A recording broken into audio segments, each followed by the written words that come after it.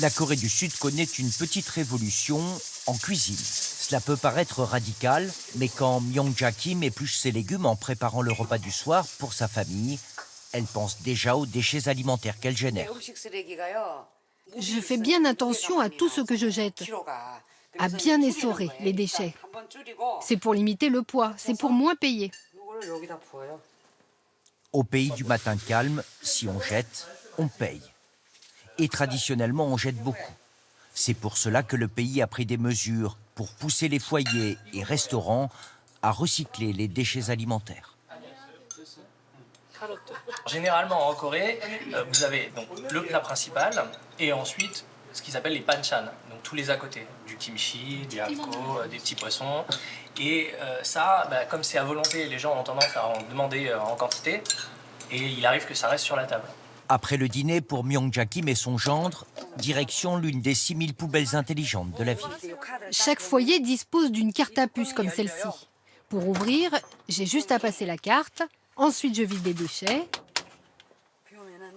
Vous voyez, le poids s'affiche, 450 grammes. Ensuite, je repasse ma carte pour refermer et tout cela sera comptabilisé sur la facture du mois.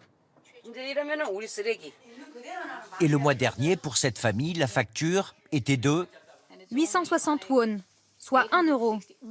On paye ce qu'on a gaspillé. Ça incite à faire attention à ce qu'on jette. Le pays était autrefois le mauvais élève, ne recyclant que 2% de ses déchets alimentaires. En 20 ans, il est devenu un modèle. 95% de la nourriture est recyclée.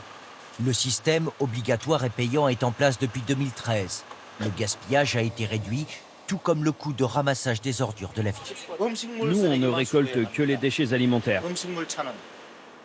Économie budgétaire, 7 millions d'euros en 6 ans pour la ville de Séoul, en frais de ramassage des ordures. Les déchets collectés par ce camion, environ 200 tonnes par jour, sont apportés ensuite dans cette usine de traitement. Ils sont compressés pour en enlever l'humidité. Vous voyez ce qui sort ensuite, c'est presque déjà sec. Le liquide créera du biogaz ou de l'huile biologique. Les déchets secs, eux, repartiront dans la chaîne. Et voilà ce qu'on obtient une fois que la matière est déshydratée. On l'utilise comme nourriture pour animaux ou bien comme compost dans les jardins de la ville.